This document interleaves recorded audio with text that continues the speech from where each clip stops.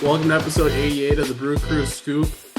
Feels good to do an opening and not say that they were right around 500 this week. They were 5-0 since we last talked. When this comes out, it's either going to be 6-0 or 5-1, but either way, that's good. You just got to keep putting together those about 500 weeks and then mix in a couple of these very, very positive weeks. So we'll take it. It is a 5-0 week for the Milwaukee Brewers, including a sweep that we'll talk about of the big bad Yankees, who actually look to be a pretty good team this year. So, Yeah, great week for the crew, man. A lot of fun to watch. Obviously, got some big boppers back. Uh, Churio, Vaughn. Vaughn had a decent series, and so did Churio, obviously, in St. Louis. And now Yelich is back, even though he didn't do much yesterday. I believe he went over a couple strikeouts, but it's a little bit par for the course for him. He'll work back into it. Not too worried about him. And then obviously the pitching has just been absolutely nails. I believe in that Yankees series, the Brewers pitching staff held them to under 2 runs a game, which, I mean, the Yankees are back to being kind of the offensive juggernaut that they were when we were growing up. So good to see from them. They did lay an egg this afternoon against the Orioles, but I still think that they're a great team, and they were hot coming in. And I was a little bit worried about that series, but wow, it was a great week for the crew. Yeah, we're guys are making plays, walk-offs, and it's a good time. I think the main thing too is like Miz just keeps getting it done, and like he's getting that big national hype. And I'm excited to see him tonight. yeah, going all the way back to the Cardinals series, feels like we were talking about the series for a week now because we were in the middle of it when we last talked. But after that day off, because of weather, Brewers had a 6-2 win over the Cardinals. Aaron Ashby got his sixth win of the season. It was a big 4-run first inning for the Brewers, highlighted by the return of Andrew Vaughn, a 3-run homer. So that was the big early knockout punch there. Sproat went 4 innings with 1 hit and had 5 Ks to 3 walks. His early appearances are kind of skewing his numbers, but has looked pretty good in recent outings. The stuff's definitely there for sure. I know we've talked about it. But then the Yankees came to town, and on Friday, Jacob Misiorowski struck out 11 New York Yankees. It was a 6-0 win for the crew. It was a 4-run second inning.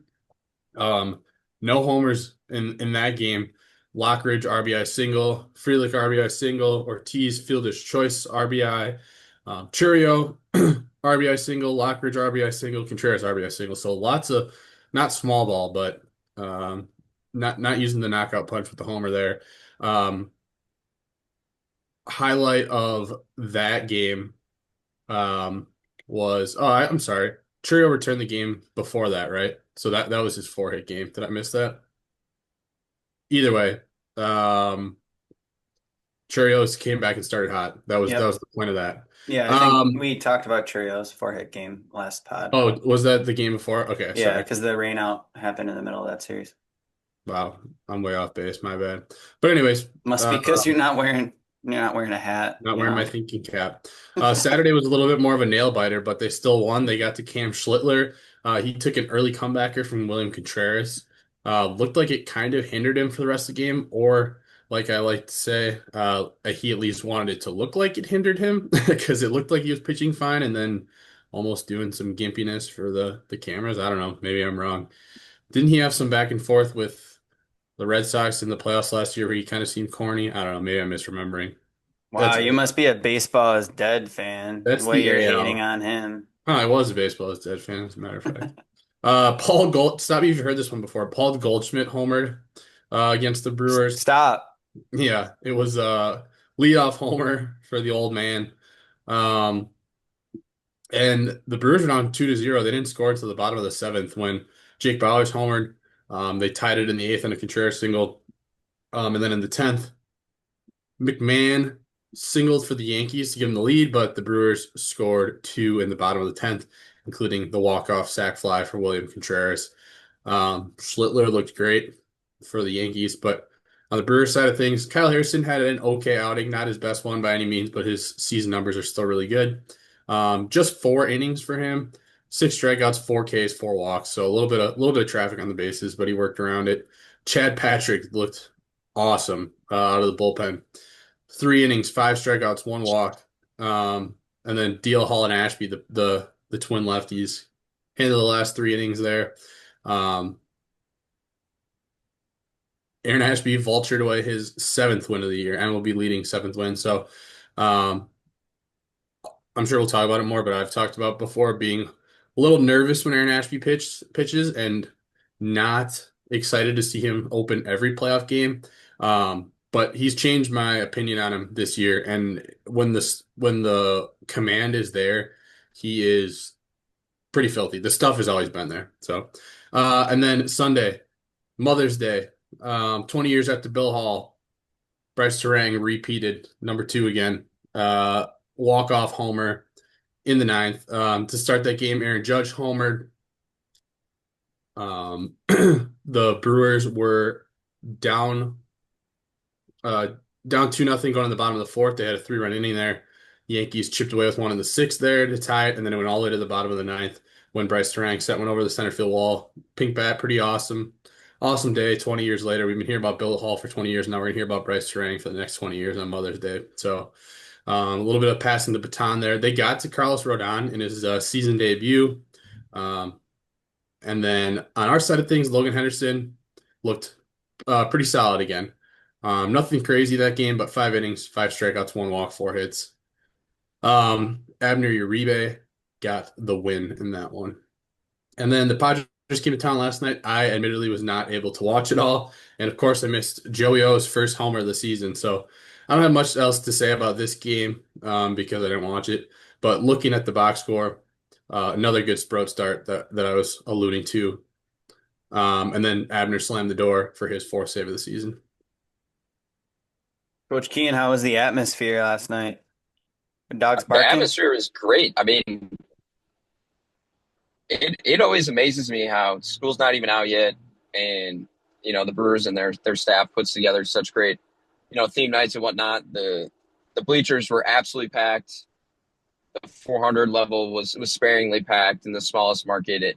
The atmosphere was great. They put on a great show there. The 400 level had great stuff for dogs. My dog, or I should say, my girlfriend's parents' dog, he loved it up there. It's just such a cool experience, especially when the Brewers are putting up runs and What are dogs the are barking. I thought it logistics was of great. that when the dogs got to go to the bathroom? Our dog took a big ass shit on his way down. I don't know what's going on. There's somebody who just does know how to drive in front of me. Of course, every time we're doing this. Every time But you're trying to safely podcast and drive, yeah, idiot on the every road. time. But yeah, he took a huge dump, and I'll send you a picture. We could maybe I don't like block it out, but it's really funny. That's all right. But yeah, there was quite a bit of dog piss and crap all over the ballpark. They had little like turf Yeah, like areas. airport relief areas for Yeah, but For they were people. it looked like they just threw like a couple milk like cartons where the little milk jugs used to come in and just threw like a piece of turf over it. It was not very sturdy. The turf was not like it was disgusting. It was pretty bad. But outside of that, it was great. It was phenomenal. That's the second time in a row I've gone. We went last September against the Phillies. It was a great time. They do a great job. The dog toy is actually like a really nice toy too. So, and we got to see a win. And my boy Leo, our dog, got to see Joey Ortiz's first home run of the season, which is a changed dog after that. All right, Cole, who was your hot hitter of the week for the Big 5-0 week? Oh, stop dropping on fire, Ricky Bobby. I'm on fire. He's so hot right now. I'm going to give it to Jake Bowers. Yeah. Since we last talked, 5 hits, a double, a homer, 3 runs, 2 RBI, 2 walks for a 1.483 OPS. You always steal I always think I'm picking a niche guy. I picked And the then- player with the highest OPS. Well, I didn't do all that homework. I just was like, wow, Jake Bowers had a great week. In You my can head, take and then I Jake look at, Bowers, Kean. I'll go with my the other pick. overlays. No, I'll take. I had a couple, obviously. I hate being like pigeonholed into one. Jack had a great week. Since the last time we spoke, he obviously the 4 for 4 pushes the average up a little bit. Because the But four I'm for going to four wasn't part of it. include His that stats because actually weren't that good I since we last know talked. I wasn't a part of it Since last you week, last so talked. I'm adding it. Since I last talked, he's batting 346. All right, I'll give you that. Turang, obviously, uh, Mother's Day bomb. I feel like even though he did go 0 for 4 and then 1 for 5 back to back in that Yankee series, he had 2 hits in his last 2 games, but um, the Mother's Day moment obviously is just incredible. Something you won't forget. I was at the Billy Hall game in '06, and I'll never forget that. I'm sure everybody and people who were watching on TV, of course, I missed it. I was traveling back from vacation. Um, but man, when you see those things live, whether it's on TV or in person, it sticks with you. It's just one of those moments that gets you chills when you think about it years into the future. So I'm going to give my one hot hitter of the week pick to Brice Turang. All right, Kian, I'll give you the leeway to do who was your untouchable pitcher of the week. You fellas are untouchable. Is that the thing? No one can get to you? I feel like I say Miz every single time, and that's just It's not okay. fun. But I mean, he did have what I would consider his best start of the year against the Yankees. So, I mean, you just kind of got to give it to him. But there's pretty much anybody you could really not pitching well. I mean, even the Sprout goat. I mean, he pitched twice last week, and I think I had it somewhere. I can't find it now, but it was like 9 2/3 and three earned runs last week. I mean, for a guy who was struggling pretty bad at the beginning of the year, even he's stepping up now. So bullpen seems to be back. McGill's given up 1 run in his last 8 appearances, I think. So everybody's trending up, but hard not to give it to Miz. Dude is absolutely nails, and he did it against that very good Yankees lineup. Set the tone for that series that we weren't going to be pushed around. So I'm going to give it to him again. I feel like that's 3 times in a row, but we'll keep it rolling. I Scoop, you shouted out Chad Patrick's good outing, but I'm gonna give some love to you also shouted out Ashby. So the one we didn't shout out since we last talked then as much is Mr. Drohan, first career save. He got credited with a hold, 5 Ks, 3.2 innings pitched, 1 hit allowed, 0 earned. Um, but yeah, Ashby went 5 innings pitched since we last talked, had 7 Ks, gave up 0 earned, and got 2 wins. And Chad Patrick had 6 Ks over 4 innings, and got a hold, and also did not give up a earned run. So you hit on it. The pitching staff's just been nails, as we said. All right, well, let's talk injury and roster moves. Christian Yelich was activated yesterday, but I do have a tiny bit of a little bad news. He's out with back soreness tonight. Murph says the quote makes it seem highly precautionary, but you never like to hear that about Yelich's back. The quote from Murph says his back was a little sore. He wants to play, but I'm not going to get into this, especially when it deals with his back because he's had this. Just going to let it I calm think I down. saw his girlfriend was in town. Not going to listen to him on this one. I'm going to take every precaution I can. It's hard to believe it's a precaution when it's with Yelly, but yeah, that's definitely notable. Is it a lefty on the mound by chance tonight? I guess it doesn't Michael really matter. King is not a Okay, lefty, I do No, not it's Michael believe. King. yeah, I don't love that, but it is what it is. Other news injury wise, Woody is scheduled to throw a bullpen tomorrow, Thursday. May return if still possible, says Adam McCalvy. Priester threw a pen and is gonna restart his rehab on Saturday. So aiming for a June return to the crew. Um, just digging around here. I don't know that I had any other injury or roster notes. I know Tyler Black went down for Yelly, I believe. Yep. Correct. Yeah, I was gonna Yep. say I was out of commission yesterday. So notable but expected. We'll see if he raises trade value enough because there's not really a spot for him if Yelly's healthy. So hopefully that's the case. I Uh, was going to say about Tyler Black, it looked like they changed. I saw it on Twitter, so take it with a grain of salt. But I saw that when he was up here, they changed his swing path a little bit. And obviously he had a ton of batted ball luck, even though, the old school stats look pretty promising. So I can see why people would be upset come on, give him some more run. But like, where do you put him with Yelly? So interested to see if he can start tearing it up again in AAA with the changes that they made with the big league club. Um, so there's got to be a team out there that values, his bat to ball skill and his speed, even if he doesn't really have a home defensively. So we'll see. Did you guys have anything else roster wise? I don't think I missed anything important, at least. No, I think you're good. All right, well, we can go around the farm then. If it hadn't been for those meddling kids. If it hadn't been for you meddling kids. Ah, meddling kids. If it hadn't been for these meddling laddies. Andrew Fisher is probably not long for Appleton. He had a game with 4 at-bats where he had 2 homers, a triple, and a single, en route to a T-Rats 15-5 win. That was the most notable thing I think I saw. Well, Cole, I'll let you take the top 100 since I think you called it out to start. No, you can go. You got it in front of you. Adam Shevsky Yep. moved into the top 100 at 100, I believe. And I feel like then that's kind of surprising too. Like he's yeah, good, but he's not the next guy I would have thought. Even like on that team, like Marco Dingus is down there, I think, right? And that dude rakes. So mhm. interesting. And then with Connor Griffin's first plate appearance tonight, he graduates from the prospect list, which means the Brewers will officially have the number 1 prospect in baseball in Jesus Mate, according to Yeah. MLB Pipeline. And I think while we're talking about our top prospects, I think Luis Pena is at least back in lineups. I don't think he performed great in his first game or two back, but it's good to know he is back. Yeah, I didn't see that actually. So yeah, good. Otherwise around the farm, you might mind if I just rifle through some Yeah, stats from last week.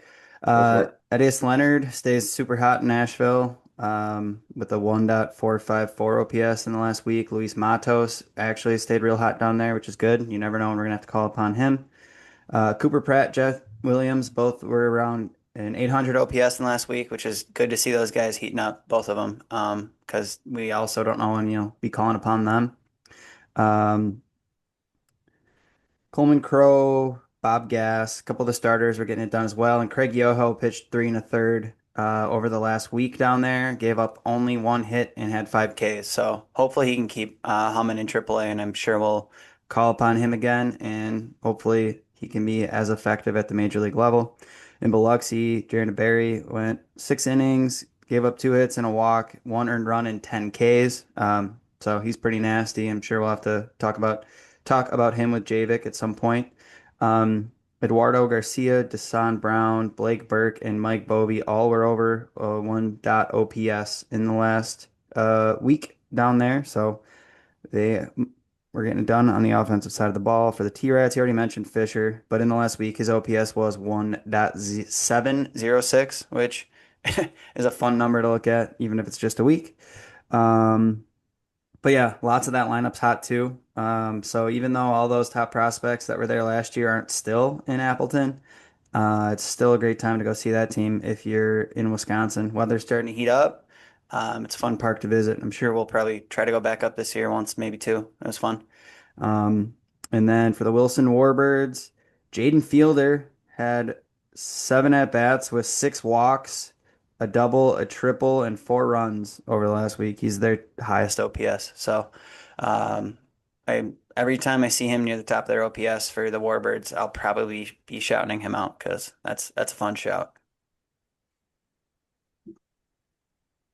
We didn't do standings Yeah, yet. you just about covered it. I was going to say, the only thing I have is I follow obviously all of the fan accounts that are deep into the roots of the Brewers pipeline, and anytime I see multiple people popping up, it's a good thing. Leonard, you mentioned, I don't know if you mentioned the specific tweet, but I believe he had a double in 5 straight games, which is Lyle Overbay type numbers. I was going to say, yeah, they put it up as a tweet, and it was like, this hasn't been done since 2021, and it was like Brice Turang, and then they listed all of it. It was like Brice Turang, Corey Hart in '05 or some. I thought that was interesting. And then obviously Blake Burke.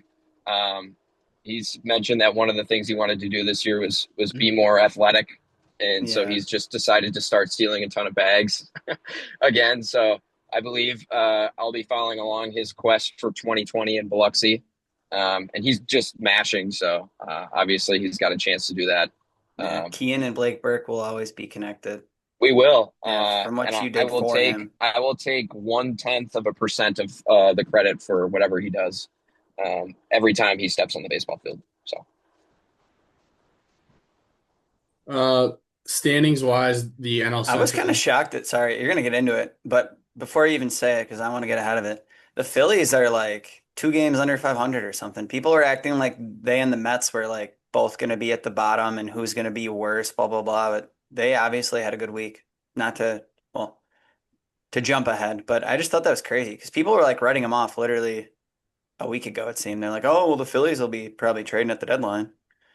Not that well, they're, everybody they decided to pay started to play like they obviously had been, so that helps. Bryce Harper is Bryce Harper again this year, so I think he started slow and he's just been dominating recently. So and Wheeler looked slow actually pretty starts for good. teams, but yeah. Wheeler's back and looking good. Nola's put together like 3 good starts, which he hasn't I done that in a never know while. when to fucking trust that guy. Yeah, right.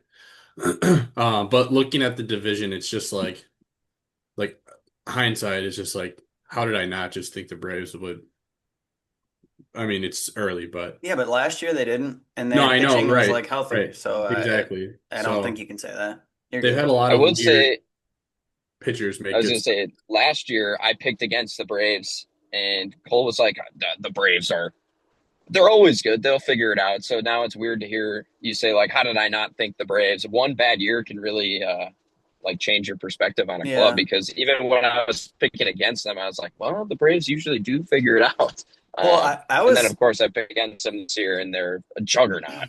I was high on them until their preseason pitching injuries, and I was like, I don't know, this division's too talented. I feel like I'd be dumb to just ignore losing multiple top arms. So that was my thing, but they've obviously been fine without them, and they'll eventually get some pieces back. And if Strider can be at least better than he was last year, that would help him a hell of a lot because that dude's taken a quite the career path so far.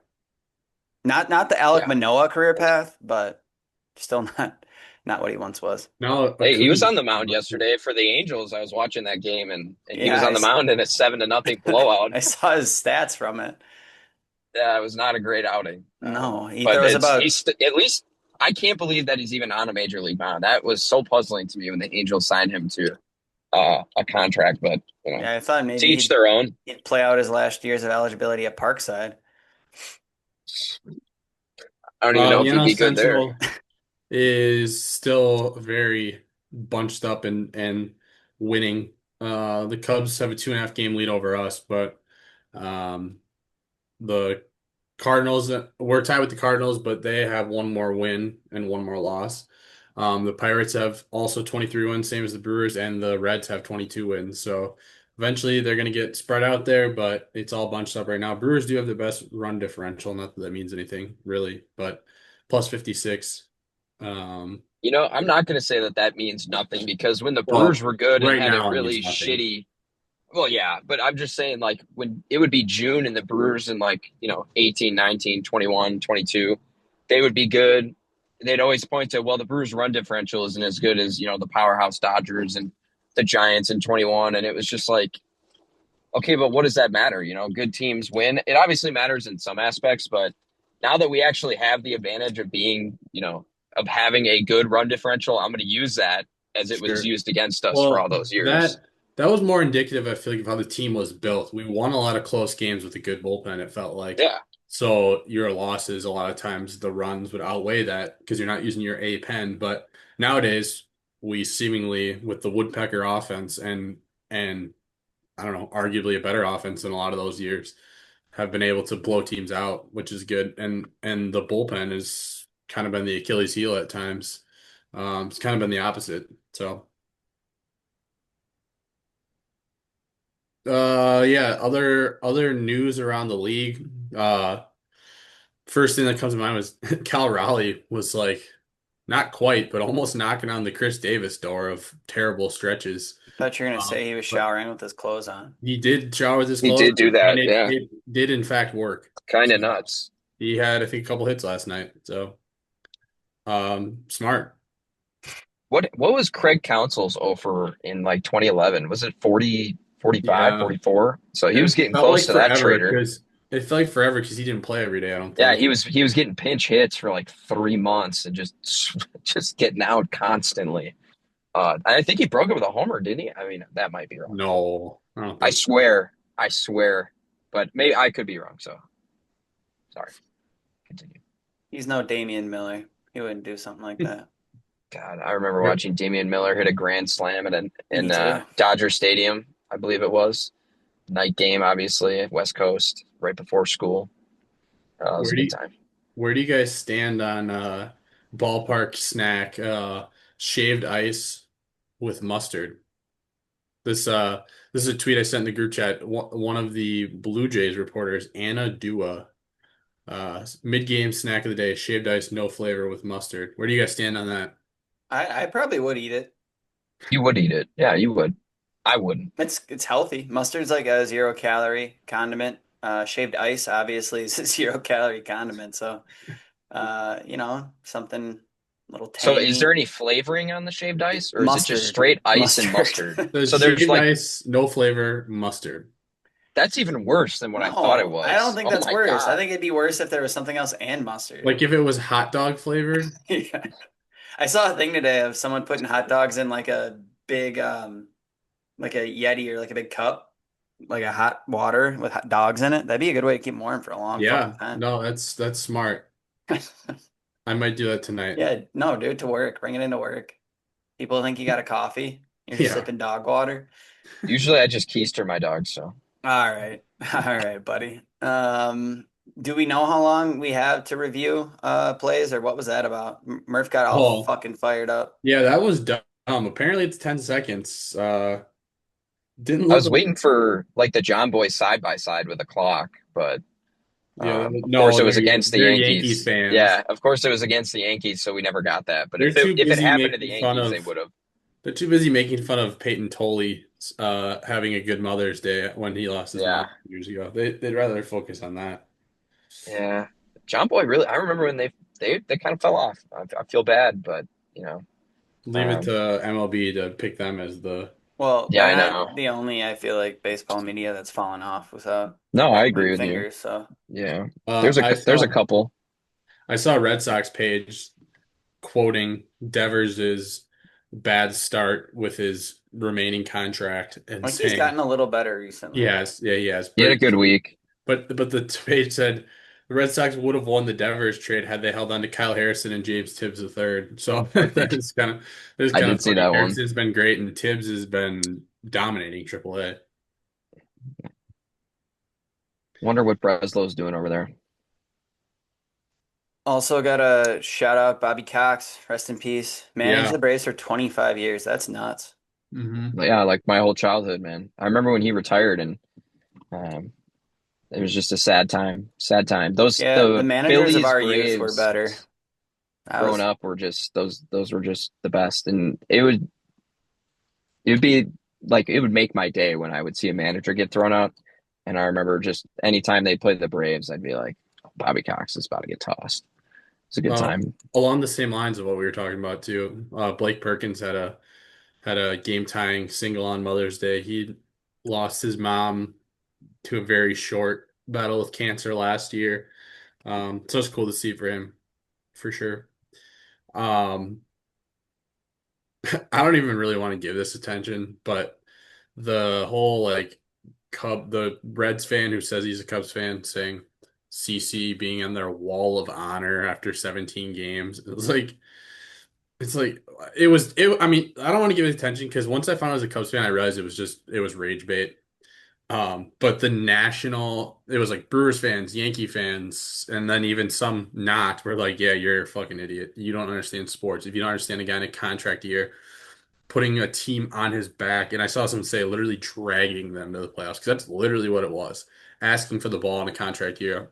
Um, But yeah, that's another thing about this weekend. Cool to see him celebrated, and it didn't even really click to me until I got there, because I was at the game that it was like, oh yeah, it's against the Yankees. That's cool too, because it sucks he went to New York, but I loved watching the rest of his career anyway. So it's cool that two fan bases got to celebrate him, and he's welcome back in Milwaukee whenever he likes. I For I sure. just think, yeah, like one, that specific fan I'm not going to talk about because it's just a troll. But in general, like obviously there's the different tiers we have for honoring anyways. But I would almost argue he is like I'd be fine with putting him in the next fucking tier. He ended that streak of us being god awful single-handedly, put arguably his not career on the line, but basically asked for Yeah, the he did. ball and was the most dominant pitcher we will ever see in our lifetimes, anyways, in our Brewers uniform. Like he was insane. So aside from the fact that he clearly is properly eligible for the Wall of Fame or whatever, the Walk of Fame, Wall of Wow. Honor. Wall of Honor, Walk of Fame is the next step. Mhm. I would be fine with him being in there too. And then there might be some debate internally with Brewers fans whether that's truly whatever. But people are just stupid when they're arguing if he should have been in the Wall of Honor.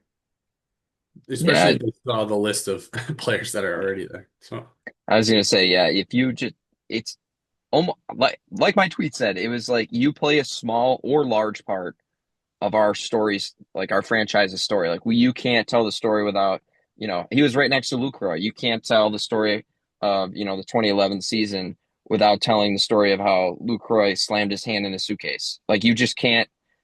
Not that that's why he's on the wall, but he played here. He was really good. Set the record for doubles and whatnot. Yeah, he wasn't Hall of Fame. He wasn't a Hall of Fame player. He didn't have an MVP or anything like that. But he's a part of the Brewers story. It just makes too much sense not to throw, you know, the best stretch of pitching in Brewers history on the wall. Now, Cole said the Walk of Fame. I don't know about that. But, you just got to look at the list of guys and what they've done and what the requirements are. And every team does it different. That's the beauty of sports and owning a team is that you get to decide how you honor the greatest players that have ever played for your squad. And I think that the Brewers do it right. Anytime you can have your team's best players back throwing out first pitches, going on TV, and the interview CC did on TV was phenomenal. I was able to watch that. He always is appreciative of his time and whatever. And that's what allows us to have alumni games, alumni home run derbies, is because of how well connected the Brewers are with their alumni. And a lot of that stems from, the Wall of Honor, making these players feel like they were important. And they were to us as fans. So I have no issue with him going in. And I think it's a no brainer. All you have to do is make the Hall of Fame and play for the Brewers to be on it. So it makes sense. And that one troll, he wouldn't understand. So, and a lot of people don't, and they don't care to listen to reasoning, and that's fine. But CC definitely deserved it. The Wall of Honor is great, and shout out to the Brewers because they do have it figured out when it comes to alumni when a lot of teams do not.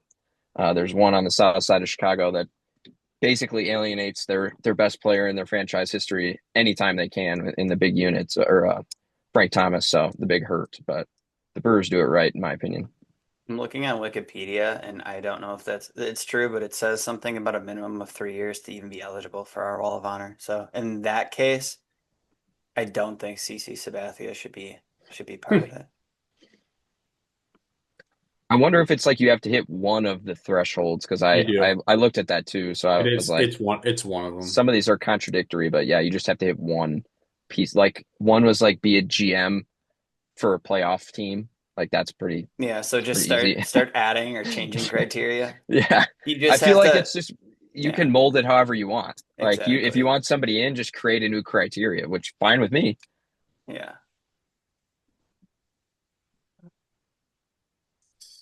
Well, you guys got any other final thoughts? We got a couple minutes left here, but I hit on everything I want to talk about. I think I got a question, I guess, and I want your guys' opinion on it.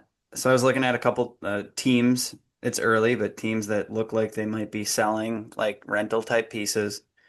Um, and there's a number of possibilities, but the one that caught my eye because I was interested, and I guess it would really depend on the price.